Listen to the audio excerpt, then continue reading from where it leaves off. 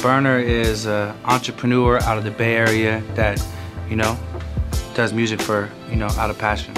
I mean, the relationship with Wiz was pretty genuine. Like, I met him at the dispensary that I was running in San Francisco sometime in the 2000s, maybe like in 2010 or 9 or something like that.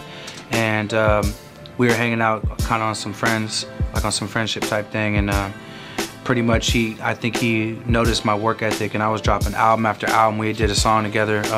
First song we did together was with Big Crit and Chris Brown, called Yoko. And then from there, like, we're homies, and I think he just peeped how many albums I was dropping, the way I was doing my thing, you know, by myself. And he said, when are we gonna just rock together? And I was like, right now. So yeah. You know, Wiz is a chain smoking ass dude. I don't know who smokes more. I know that he smokes a lot though. Right.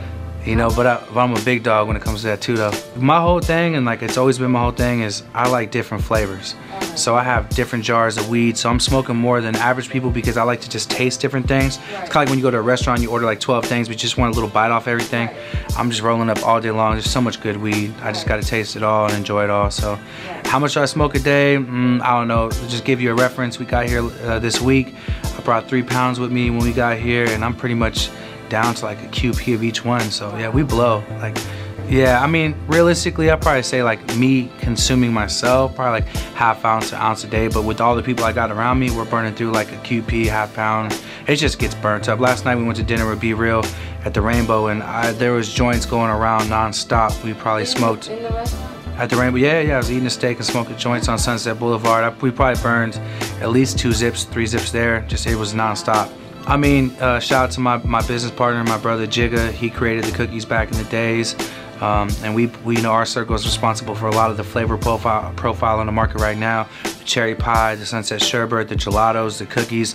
A lot of people's menu consists of our strains too. You know, people breed with cookies, so a lot of these crosses, a lot of the stuff on the market is with cookies. And the cool thing we were talking about the other day is not only do we have our own genetics and our own strains, but we feel like we made our own flavor profile. So you had haze, you had Kushes, you had stuff like that, but now cookies is up there as a staple strain, as a staple flavor profile. So is it a cookie, is it an OG, is it a haze, it is a boom boom boom? We're up there with like the things that are there for life. So LA was something that was just had to happen. Like, it's California on mine, like, you know. And I noticed a lot on my analytics for like SoundCloud and Instagram, Facebook, and all that stuff, Spotify, that most of my fans are from out here. I never knew that. It was new to me, and so it was just natural to expand out here. Weed's legal, you know. We're opening up Cookies Maywood right there in Maywood, California, you know, on the east side of LA, and it's about to be big. Okay, so the pros is that everybody will be able to enjoy this plant, especially if they come from like Virginia or Texas, or, you know, they're here from Atlanta, places that are just not down for it. The pros are that you can actually consume or ride around with up to an ounce without being harassed. You know, the downfall of it is 34% tax is crazy. Right. We don't pay 34% tax for our alcohol, for our food. The way the regulations are kicking all the like small growers out. So for me, like running a dispensary, I liked when somebody would come in with a missing tooth and be like, hey man, I grew this shit and there's a new batch. And that's how you find the real heat. That's out the window. You got to be licensed in a big facility. So the way that they're regulating it is kind of taken away from the culture. But, you know, truth be told, like, you have to roll with the punches. And if you want to like be in this business, you got to learn how to move and wiggle and stay in. And that's what I'm doing right now, is trying to make sure that I'm not kicked out like everybody else. Right. And I'm just kind of rolling with the punches. But yeah, there is some pros, but there's a lot of cons on it. You know, Drake supported me for a random reason. He's seen something. I had this thing called Stoner Girls Gone Wild for a while. I was wilding out. And I think he's seen that and reached out. And when he was in the Bay doing the model video, had me slide through, and I put him on to the Girl Scout cookies and all that stuff. But, you know, people, the Migos been showing a lot of love. I mean, it's packed. You know, the weed is just, it speaks for itself. And we kind of own that lane right now, like, you know. So shout out to all the artists representing cookies, and you know, they just like good weed like me, so they're just doing what they got to do naturally. Man, the Big Pescado is probably my 27th, 28th album. I don't know, I'm lost, I work hard, but we went a little bigger with this. It's fully produced by Scott Storch, which is legendary in my mind. I grew up to that man's sound. We got some really good features on there. I got The Game. I got Jeremiah. I got Trey Songz, Wiz Khalifa. I got Pusha T, Conway.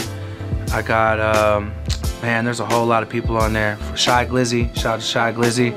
Yeah, I got a lot of people on the album, and everyone's just showing major love that's on the album. It's dope. What do you want fans to get from you? I just let them know that I'm nice with this music too. I'm very humble about the music, and I do a lot of stuff in the weed game, but I just don't just do this. Like, I'm good with music. I got a great ear. I know how to, you know, A&R project from top to bottom. My project's always solid, so I want fans to hear this album and go back to my other catalog, because I just dropped the album with Young Dolph. That album is amazing. I dropped the album with Styles P. That album is amazing. Me and Be Real got 3 albums. Like, I'm really nice with this shit.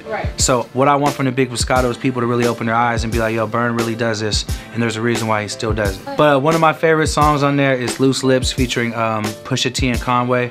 It's on some real slow storytelling, like just that talk that not everyone could talk. There's a record on there called Noid with Devin the Dude and Snoop. Sky Storch brought one of them old, like, Still Dre. Sounds like it should be in a Friday movie soundtrack. Like, there's a lot of records on this album.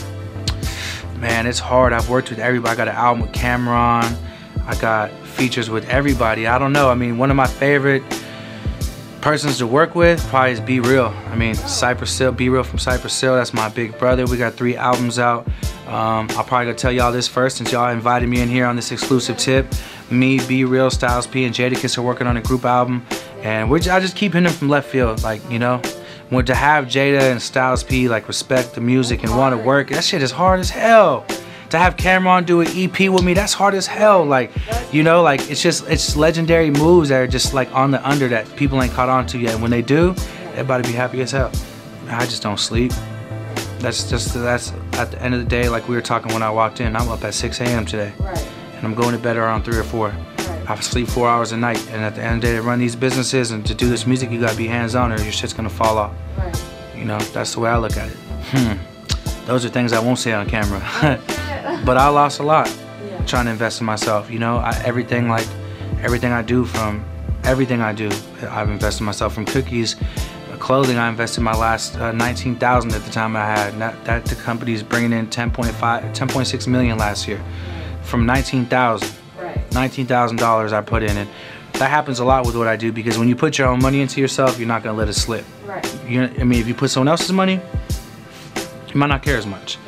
But I've taken some big L's, and it's only like, the way I work is I go spend a bunch of money, and it makes me motivated to go harder.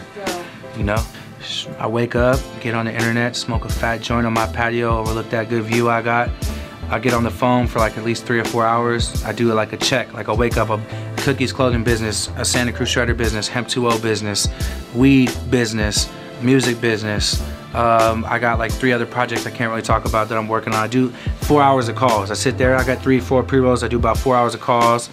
Give me a little mafia lunch, chill with my kid when she gets out of school.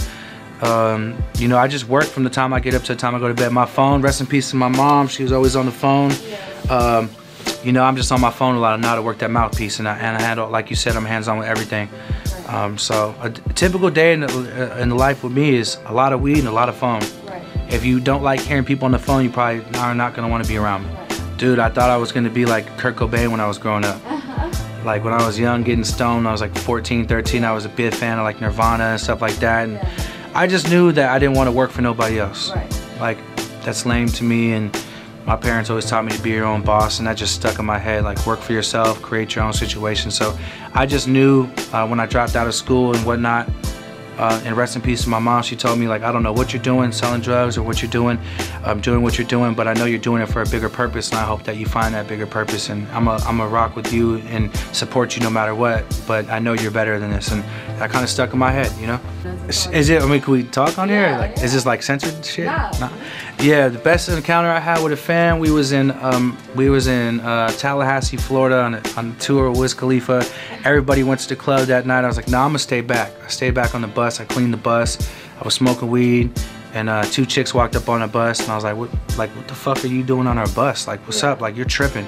So now we just want to kick it with you. I'm like, you don't even know who the fuck I am. This is when I was like low key. Yeah, we know who you are. I'm like, man, I don't really know. And they just came in and immediately just stripped. And I had an ill threesome. And everybody came back from the club like mad because ain't nobody come up on no girls, and they're all in weird moods. And I came out the back room just so happy, and they were bad. These girls were bad. They wasn't playing. It went all the way down. So that's the craziest encounter I've ever had with a fan. Nothing negative. It was positive as hell. We were in the middle of, I'd never been to Tallahassee. It was probably like 5 years ago or something like that. I've never been to Tallahassee. Man, they was like, what the fuck, where did you meet them girls at? I'm like, bro, they walked on the bus. It was like a blessing. I don't know where they came from. Yeah, they were bad. Shout out to you two from Tallahassee. I'll never forget that. I was definitely in my sweatpants cleaning the bus, and y'all just came and blessed your boy. That was dope. That's hilarious. Yeah, that shit was nuts. Man, DJ Quik, what's up, bro? Like, I worked with everybody, man. Like everybody on my list that I've wanted to work with, and that's my whole goal with music. I'm a fan of music. I ain't tripping off no plaques or no. I just want to work with people I grew up listening to and have them respect my craft, because then that's a goal, right? DJ Quik, I need you, brother. I need some of them beats. I need that voice on one of these records. Like, get at me ASAP. I met him, talked to him at Snoop's reincarnated movie premiere a while back. I got his number. I crossed Sugar Free off the bucket list a while ago. Me and Sugar Free got it in a few times. Shout out to the legend Sugar man. But yeah, DJ Quik, get at your boy, man. I need an EP produced by you. You know, that's what I need done ASAP. What's next? Shit, nothing. Just non-stop business. Weed game takeover. No, a lot of business in the weed space, more music, and I'm trying to live forever. That's my goal. You know, you live forever by creating something, you know, classic. So that's what I'm trying to do. What up? It's your boy Big Berner, straight out of San Francisco Bay Area. You already know what time it is, and now you know.